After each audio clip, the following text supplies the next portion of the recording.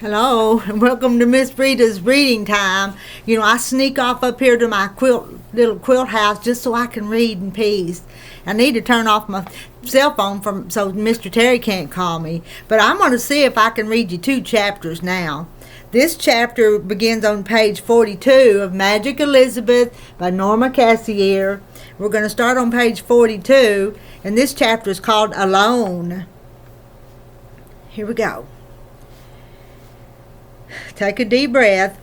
There was something cold on Sally's forehead. Her eyes flew open in alarm. Looming over her was Aunt Sarah's sharp-nosed face. Her thin hand rested upon Sally's forehead. Something moved at the foot of the bed, and Sally's eyes turned quickly to confront Shadow, seated at her feet. He narrowed his eyes and looked back at her, unblinking. For just a moment it was like another bad dream. Sally thought that she might scream, but she found that her throat had gone so dry that she could never have managed it, which after all was probably just as well, for what good would it do? Her aunt, seeing Sally staring up at her, quickly drew her hand away. Sally immediately closed her eyes again, hoping that Aunt Sarah would think she was sleeping and go away. But Sally, her aunt whispered. Sally did not answer for a time, but at last, feeling Aunt Sarah still standing there, she slowly opened her eyes and looked up at her. This close, with the morning sun filling the room, she could see that Aunt Sarah's eyes, like shadows, were pale green. Aunt Sarah reached again toward Sally's forehead. Sally turned her head away and stared at the flower-sprinkled wall. The moving shadows of leaves came and went over the little bouquets. Aunt Sarah snatched her handbag. "Good morning," she said sharply. "Do you feel all right? Your head seems warm and you look quite flushed. I'm not used to children, you understand." "I'm all right," Sally answered stiffly, turning her head to look up at Aunt Sarah. Her voice, to her surprise, sounded rather hoarse. She tried to stifle a cough, but Aunt Sarah noticed it. She looked sharply at Sally, who looked back, unmoving. Something flickered in Aunt Sarah's eyes. If it had been anyone else, Sally would have thought it was concern or kindness, but since it was Aunt Sarah, Sally turned her head away again. "I hope I'm not getting a cold," thought Sally, remembering the rain the night before. "Then she'll really be mad at me." Her eyes moved to the windows. A maple tree was looking in through both of them. She wondered if it could be one tree. If so, it was a very large one. She blinked at the brilliant gold and green light that glittered in the moving leaves. Between 2 swaying branches she could see what looked like the corner of an old barn. She raised herself on one elbow and looked up at her aunt, seeing how now, through a moving blur of light, she blinked again. "Is that a barn?" she asked. Before she could help herself, she didn't really like to ask Aunt Sarah anything at all. "Yes," said her aunt, "this house used to be a farmhouse a long time ago at the edge of a little town called Forest Valley." Sally looked at the painting above the fireplace. "Yes," said her aunt, following her gaze to the painting. "This was all country around here when she lived here. None of these buildings." She waved an arm to indicate the apartment buildings on all sides of them. "But breakfast is almost ready," she said. "We'll see you downstairs shortly." Aunt Sarah turned and walked out the door. Shadow growled low in his throat, flicked a glance at Sally, and jumped off the bed to follow Aunt Sarah out. As soon as they had gone, Sally jumped out of bed and ran to a window to look out. She could see how that it was indeed one enormous maple tree that showed at both windows. The tree seemed absorbed in shaking raindrops from its leaves. One leaf lay like a hand against the window pane. Sally placed her hand over it. A wide margin of the sharp-edged leaf showed all around her hand, which looked quite small against it. How large the leaf was! She had never seen one so big. She supposed that the tree, like the house, must be very old. She peered down through the moving leaves into what seemed at first to be a rippling green sea. Her room was at the back of the house, and she was looking down into what must once have been the garden. Now it was a blowing field of foxtails, tall grass, and Queen Anne's lace. Blue and yellow butterflies rocked like tiny boats on the billowing green. The fur of the foxtails flared in the sun. Raindrops sparkled on the grass and weeds. The leaves of the apple trees, there were a number of them, were still shiny with rain. Tall apartment buildings rose on either side, and at the far end of the yard, how stiffly the red brick buildings, their windows silver with raindrops, stood there enclosing the leaping garden. They might have been forbidding it to move on any further, for it seemed that the wild, tangly growth out there meant to do so if it could. Already it was lapping up the sides of the apartment buildings in vines, perhaps planning to creep over the top of them to the other side. The old barn slanted alarmingly beneath the vines, which nearly covered it. Its roof was sinking in the middle as if the vines were working from inside too. A row of pine trees at the back of the yard might have been the beginning of a deep forest had it not been for the tall building just behind it. The vines were busy there, too, winding up into the pine trees and dragging their branches down. They had even crawled into the apple trees so that the green and yellow apples looked as if they were growing from the vines. Bushes were bowed down by them. Even the grass and weeds were woven together in some places into little knotted bouquets. How pretty it all was! If Aunt Sarah's appearance had been like a bad dream, this was certainly a good one.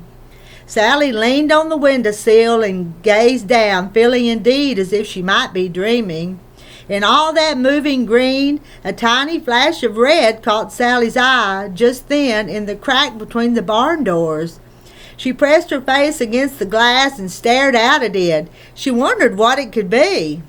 How she longed to be out there, feeling the breeze lifting her hair. She turned her cheek to the cool glass, imagining how it would be.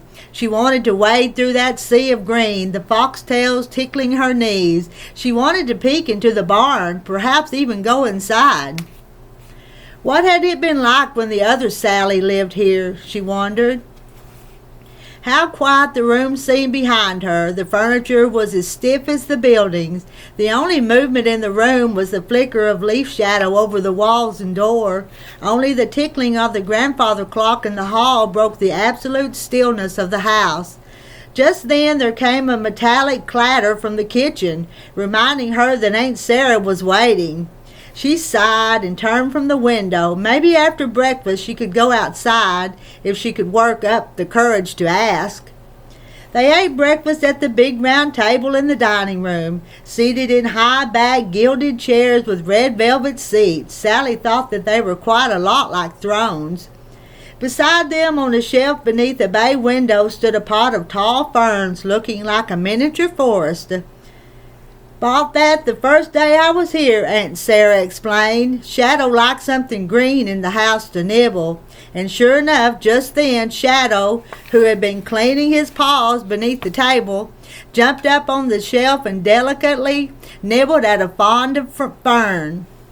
Beyond the window, at the end of the rippling garden, Sally could see the row of pine trees, seeming even more like a real forest than they had from upstairs. For from where she was sitting, she could see nothing of the building behind them through the thick branches. How dark and mysterious they looked, even in daylight. They had very little to say to each other during breakfast, although Sally was bursting with questions such as, "What is that red I saw in the barn?" and "Can I please play outside?" But every time that she peeked across the table in Aunt Sarah's stern-lipped face, her courage failed her. Sally sneezed. Her aunt looked up. "That doesn't sound good," she said. "You better stay inside this morning, Sally. You may play in the parlor or anywhere you like in the house if you're careful not to break anything, but you better not go into the attic. It's much too dusty and dirty up there." And she stood up excused herself, and went into the kitchen. Sally looked up from her plate, pushed her chair back, stood up, and wandered into the big parlor that she had glimpsed the night before through the bead curtains. As she came into the room, she surprised Shadow, who jumped into the air and skidded across the shiny floor on a small rug, giving a startled meow as he went. Sally clapped her hand to her mouth, and out came a sound that was very much like a strangled laugh. "Cats," said Aunt Sarah's voice, "are very dignified and do not like to be laughed at." Sally looked up to see her standing, a broom in one hand, just beyond the bead curtains in the front hall. Shadow walked through the curtains to her, and Aunt Sarah picked him up. Sally could see the glitter of his fiery eyes in the dim hallway, and just then both of them disappeared. Tears started in Sally's eyes and blurred the hanging beads so that they looked like the glitter of Shadow's eyes, endlessly repeated.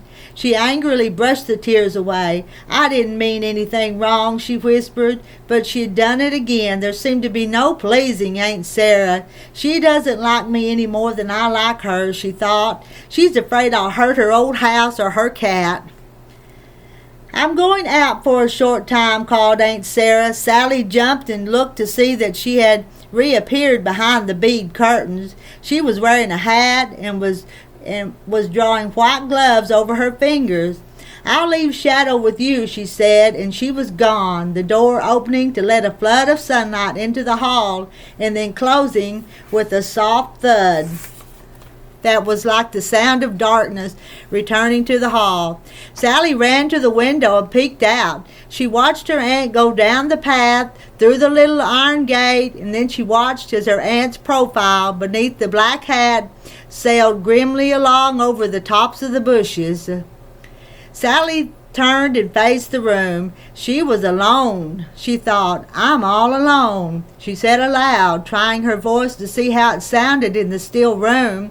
It sounded very small indeed, and rather frightened besides. How very big the house felt suddenly. The long beaded string of the curtain, which had been disturbed by the opening and closing of the door, still clicked softly together. Sally sat down on a tiny flowered stool before the fireplace, which was of green marble like the one in her room, only much larger. As she did so, she heard again the tiny tremble of music she had heard the night before in the hall, and her eyes found between two velvet-draped curtains what must be the melodeon. Sally walked over to it. It was a very pretty and graceful instrument, rather like a small piano. Its wood was highly polished and smelled faintly of lemon. She shyly touched one of the yellowed keys, and the tinkly, musical note flew lightly about the room. "What a pretty thing it is," she thought. Imagine it belonging to Aunt Sarah, for it was as unlike her as anything could be, very dainty and possessing an almost beautiful voice. She turned from the melodeon to look at the rest of the room, which became clearer as the music died away. She became aware, too, of the sounds of traffic in the street, cars and trucks passing, horns honking and heels clicking, loud for a time, then fading away to be replaced by other sounds. She thought again that the furniture looked very old, as if it must remember a time when the noises outside were quite different. Most of it was upholstered in some kind of velvet, worn dull in spots and shiny in others. The wood that framed many of the chairs and love seats was carved with flowers and bunches of grapes. Maybe it had looked like this when the other Sally lived here, she thought. The gas jet in the fireplace was lighted, and the line of flickering blue flames made a comforting, bubbling sound in the otherwise quiet room. Two tall cupboards with rounded glass fronts stood against one wall, looking like a pair of prim, old-fashioned ladies. Sally walked across the room to peer into them, wondering at their contents. She had never been in a house like this before. Everything, even Aunt Sarah, seemed to have come from another time. One cupboard held a set of teacups and saucers.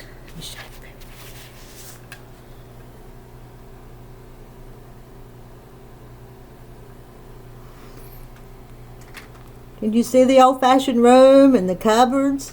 Okay. Oh, and there's the melodeon. Let me show you the melodeon. There's the ornate couch and the cupboards with the curved glass. And there's our little Sally. And she's sitting on the footstool. Let's keep reading now.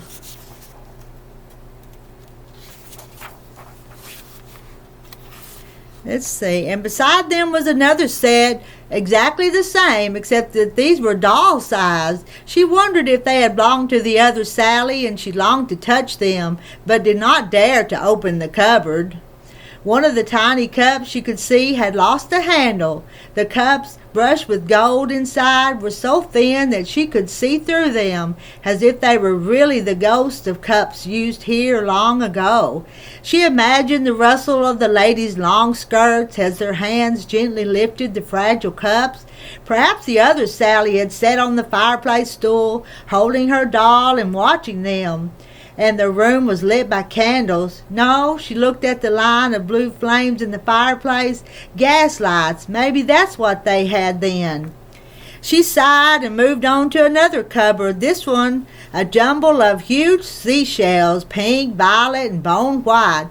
They looked, she thought, with their opened ends toward her as if they were all humming with the sound of the sea, which she knew she would hear if she opened the cupboard door, took one out, and held it to her ear. She wondered if the humming of so many shells would fill the room if she were to open the door. But she moved restlessly on, with an odd feeling that she was looking for something, though she didn't know what. She peeked behind the chairs and behind the large gold fan that seemed to have been pushed aside when the gas was lighted in the fireplace. She smoothed out the wrinkle in the rug behind it. She even looked under the cushions of the davenport. It was while she was straightening the last cushion that the glitter of one of the tiny teacups caught her eye. "The doll," she whispered. "I wish I could find the doll." What if the doll were still in the house? What if she could find her? What if she explored the whole house? Even the word attic flashed into her mind, and her thoughts went bounding up the stairs to a mysterious place at the top of the house, a place Aunt Sarah had called dusty and dirty. But hadn't Aunt Sarah said something else about the attic the night before in her room? Something about old things being stored in the attic, the old things in the picture? Sally sat down again upon the little flowered stool. Aunt Sarah said not to go up there, she told herself. But she isn't here, she answered, and besides, she said I'd better not. That isn't exactly the same, is it? She'll be awfully mad if she comes back and finds me poking around up there. She was already standing up. Well, I'll hurry and I won't hurt anything. I'll just look. This might be my only chance to go up there. She could feel the huge dark attic yawning far, far above her beneath the tall trees that shaded the house, and she shivered. Attics were full of black shadows and queer shapes, especially strange attics and especially forbidden attics. But she found herself at the bead curtains. She pushed through them into the hall. Her knees were shaking, but she made herself go on, up the long stairway, touching the cold foot of the stone angel for good luck. She had forgotten all about Shadow. The next chapter, we're to the next chapter, the attic. Do we keep reading? I think we should keep reading. The attic. We'll start this on page 57. Sally did not notice as she made her way up the winding staircase that Shadow was following close behind. She was hurrying, sometimes taking 2 steps at a time, for she felt that there was no time to lose. Aunt Sarah might return at any moment. As she stepped onto the carpet of red flowers in the upper hall, the grandfather clock at the other end of the hall gave the loud click which came before its chiming, as if the clock had to take a deep breath before beginning the hard work of telling the hour. Sally jumped nervously. "Shh," she whispered to the clock, but it went slowly on with its chiming. Standing there, looking down the long expanse of hall at the enormous clock, she felt as if it was speaking to her. From now on, it seemed to be saying, "Things will be different." The deep tones vibrated through her body as if the upstairs had become the inside of a great clock. The very walls trembled. She felt trapped there, unable to move until the clock finished. Behind her, Shadow stopped to lick a paw. As the deep notes died away and the melodeon shivered a tiny response from the parlor, she listened for a moment, and hearing nothing at all downstairs, she took a deep breath and began to step very quietly from flower to flower upon the carpet, as if they were stones in a stream she must cross. The Shadow silently followed. Of the many doors on either side of the hall, the only one Sally was sure about were her own, the second from the end on the left side, and the bathroom right next to it, which one of all the others could be the door to the attic. Sally opened the first door she came to. From the shadowy room behind it, her own face looked out at her, and she heard a whisper of movement. Her heart gave a great thump. The other Sally, she thought, but it was only her own reflection in a tall gold-framed mirror that stood in the center of the room. There was nothing else at all in the room. The sun coming through the drawn shades at two windows made yellow rectangles of light upon the bare wooden floor. It was the long curtains on the windows that had stirred at the opening of the door and made the whispering sound that had frightened her. She drew a shaky breath and gently closed the door. She went on to the next room. In there she found a bed so high that a little pair of polished steps led up to it. A ruffled white canopy supported by slender posts seemed to be floating high above the bed. It was a bed such as she had never seen before, only in pictures, and it was very beautiful. A pale green rug of soft, furry material lay upon the polished floor, looking like the fur of some animal dreamed by whoever slept in that strange bed. A closet door stood slightly open, and stepping a little into the room, she peered into it. Something black was hanging there, swaying a little. The dress Aunt Sarah had worn yesterday. Then this was her room. The beautiful bed was her bed. She turned and ran the few steps to the other door and hurried out of the room, shutting the door behind her. She opened the next door. A wooden stairway showed faintly in the light from the hall. It rose steeply up from the doorway and disappeared into the deeper darkness of what must be the attic. Sally could hear a tiny pattering sound somewhere up there.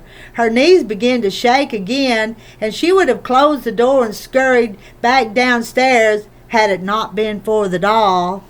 She might be up there, she told herself. She might. But what would she do if she did find her? Aunt Sarah would never let her keep the doll. But she'd think about that later. There wasn't much time. She could hear the grandfather clock ticking and ticking. There was a light switch on the wall, and she clicked it on as she started up the stairs. A dull, watery light appeared above her, but the attic was still much too dark for comfort. Heart pounding, she continued up the stairs. She heard the pattering sound again, and just then something soft brushed against her leg.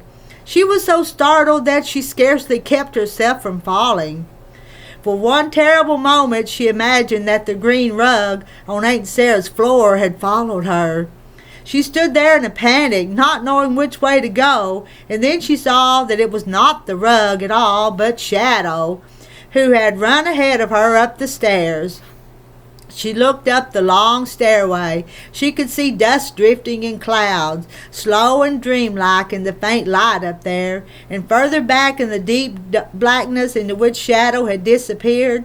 She swallowed the lump in her throat and hesitated. She could hear Shadow moving around, bumping across the floor, and she was afraid of him, afraid of meeting his narrow green eyes staring at her from some dark corner. But at that moment, she heard the creak of the branches of the tall trees which grew. Let me show you this picture. She's climbing those stairs, and there goes Shadow going up with her. What are they going to find up there? But at that moment, she heard the creak of the branches of the tall trees which grew over the house, and then again the faint pattering. She looked up.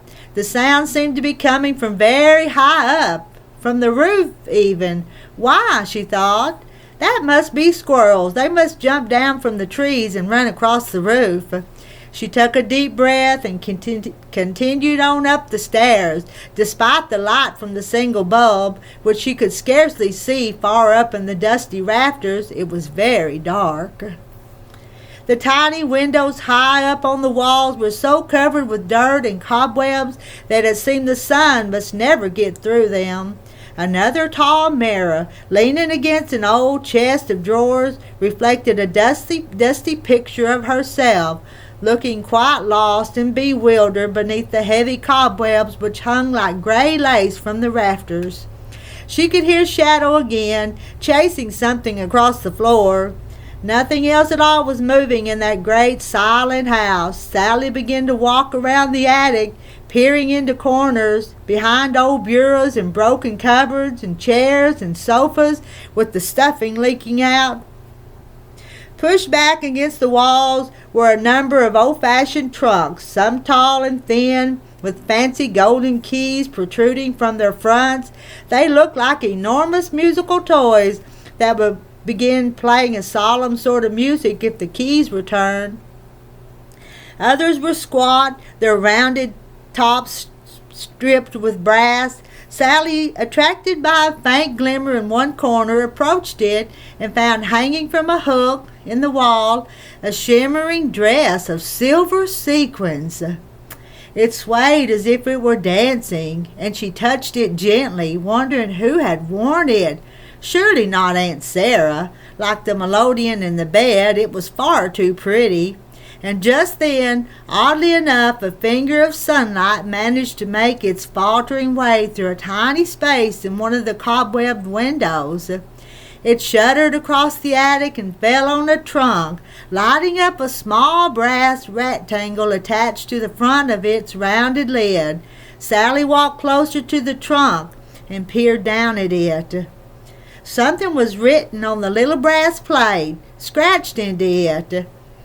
She bent closer and rubbed at the dust that coated it. Sally, it said, in the finest, most delicate writing she had ever seen. It was just as if the trunk had spoken to her, as if in a dream. She reached out and lifted the trunk's heavy lid. And that's the end of that chapter. And we've been reading for 28 minutes, so we're going to stop. Next chapter will be the diary, and we'll get to it tomorrow. This is a good story. I'm enjoying it. Hope you guys are too.